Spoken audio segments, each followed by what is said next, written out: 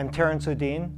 I'm here today with Allen Hamm, an expert on long-term care and the author of the book, How to Plan for Long-Term Care. Allen, thanks for joining me here today. Glad to be here. You know, in March, my father had a stroke, and he was in the hospital for about a week, and then he moved to a rehabilitation facility. And he was there for, about 3 months, and Medicare paid for that. And then our family was told, well, Medicare won't be paying for this anymore, and it's time to make some decisions about where your father is going to live and who's going to care for him. It's sort of interesting because my siblings and my parents were all somewhat surprised to find out that after around 3 months, Medicare was no longer going to pay for any of his care. Now, I was the only one in the family who wasn't surprised, and to be quite honest, that's only because I'd recently read your book. Can you talk a little bit about why people are unprepared for long-term care and, why they often have misconceptions and what those misconceptions are about long-term care? Sure, Terry. I think you probably hit on the biggest reason why people don't plan ahead, and that is lack of awareness. All of us think that we're covered by our regular health insurance or by Medicare. You're really describing a situation that happened with my grandfather. He had Alzheimer's disease in his 70s, owned a business, very successful, and ended up losing that business because they thought he would be covered by Medicare. Medicare covers what is known as short-term care, meaning that Medicare covers for up to 100 days if you need skilled care followed by a 3-day prior hospitalization. But as you're describing, if you need care after that, you're really not covered by Medicare. So another question I've been interested in is, I've been thinking about my parents. Very likely my mother will live longer than my father. Right now, my mother's doing a lot to help care for my father, both making decisions. She's with him every day. Is long-term care a bigger issue for men or women?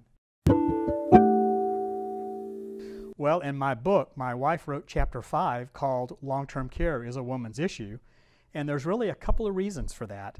Number one is what you're describing. Usually women stay healthier for longer periods of time and they live longer lives. And what that really means is because they've normally married someone who's a few years older than them, they end up taking care of their older husband at the end of life, and it affects their health. They're the caregiver in the relationship, and so they're going to do all they can to keep him at home. Well, he ends up passing away at some point. Her health has been affected from taking care of him, and she ends up having to go to either a nursing home or an assisted living facility because she has no one at home to be able to manage her care.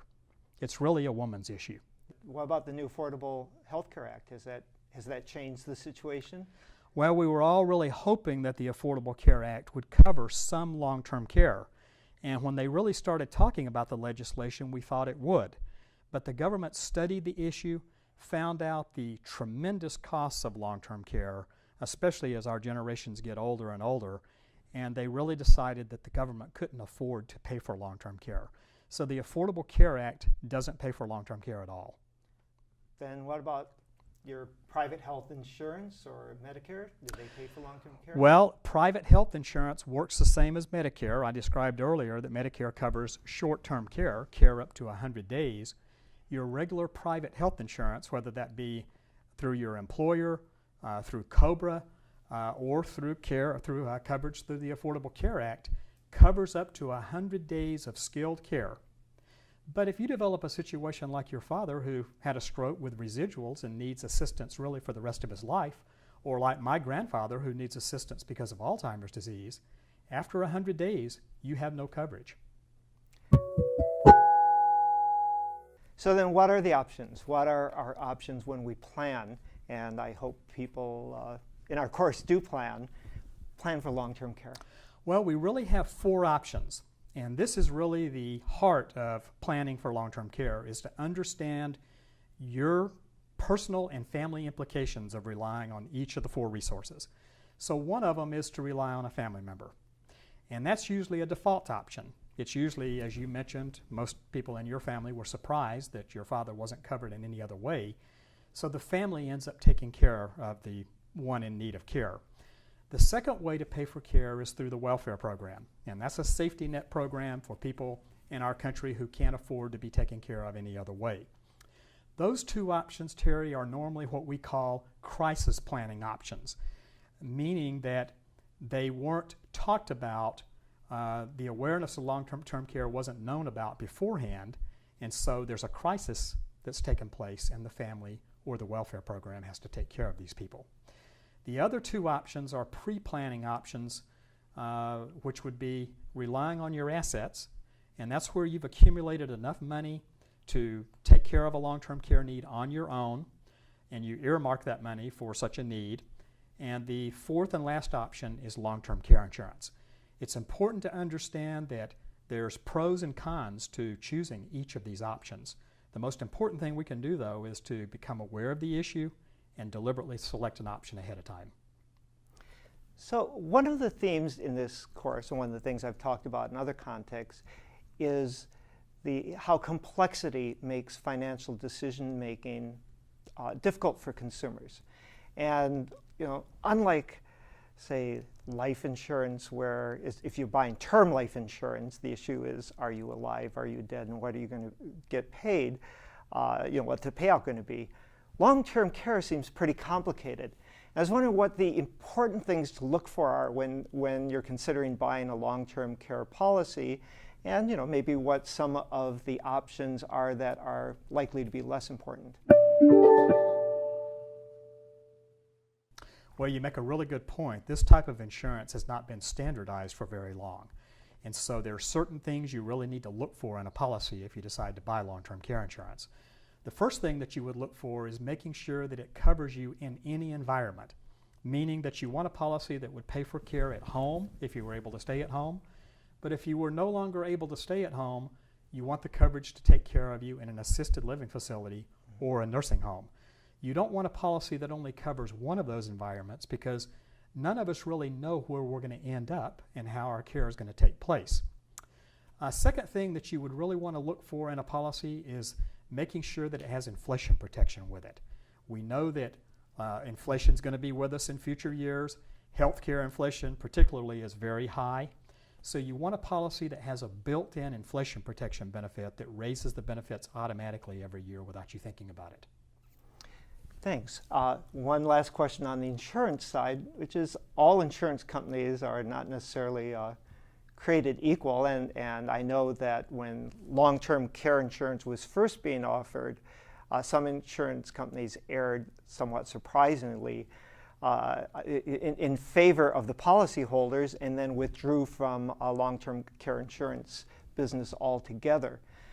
What would you recommend somebody consider or look for in an insurance company? Really, the major things are longevity in the business. And you make a very good point about a lot of insurance companies jumped into this market in the mid-1990s, hundreds in fact, and they got back out of the market 5, 6, 8 years later because they realized the risk. A lot of people were having claims. So today you want to look for a company that's been in the business for at least 20 years. You want to look at their financial ratings. You want to make sure that their premiums are reasonable from the standpoint of not being too high or too low. One of the issues with long-term care insurance is after it's issued, the premiums can go up on existing policyholders. So you don't want a policy that is the lowest priced policy on the market, much lower than the rest of the insurance companies, because all they're going to do is raise your rates as soon as you buy it. So those are a couple of the things to look for with a company. I've got one more question. And I ask this because I know, again, our family was unclear at best.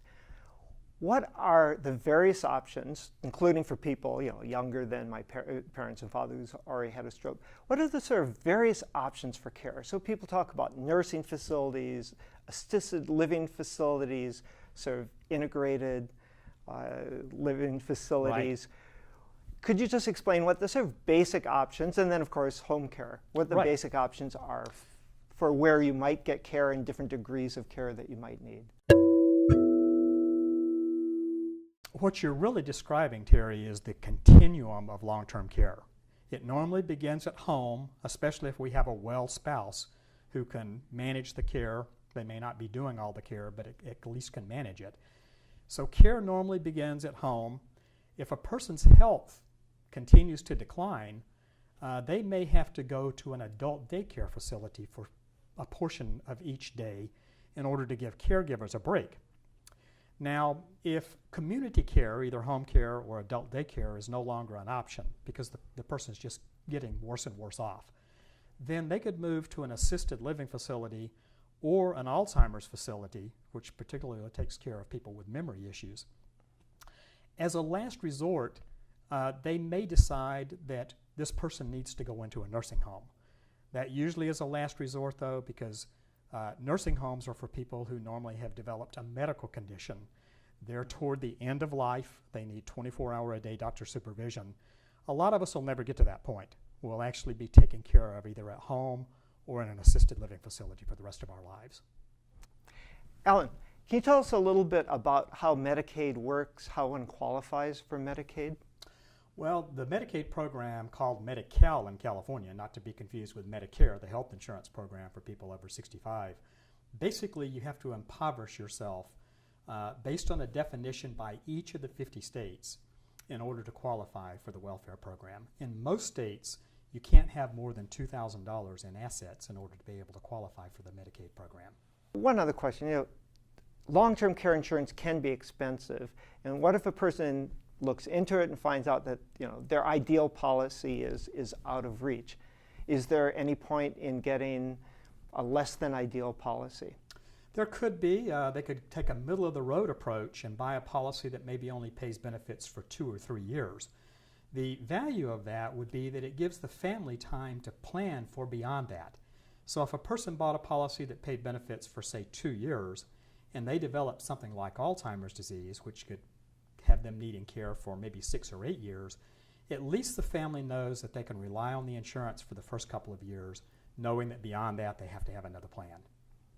What about, when in the course when we've talked about other types of insurance, auto liability, homeowners insurance, one of the points that I've emphasized is that one way to save money sometimes is to have a high deductible. Is there anything sort of equivalent to a high deductible for long-term care? Absolutely. It really is a deductible called an elimination period. With long-term care insurance, it's in number of days. So if you're willing to pay the first 90 days yourself, you can save quite a bit of money on the premium, or some people even are willing to pay for the first full year of care themselves before the policy kicks in order to save maybe 40 or 45% on the premium. So that might be a way of limiting the sort of disaster of having a very long-term need for care and still keep your premiums a little bit more in check. Absolutely. It's sort of the reverse of what we talked about earlier, somebody developing Alzheimer's disease and the policy paying for the first year or two. What if you paid for the first year or two on your own and then had the policy kick in after that? That could be another way of designing the policy that could be better for some families. Thank you. Allen, thanks for taking the time to come here today and talk about long-term care. Thanks for the invitation, Terry. I enjoyed this very much.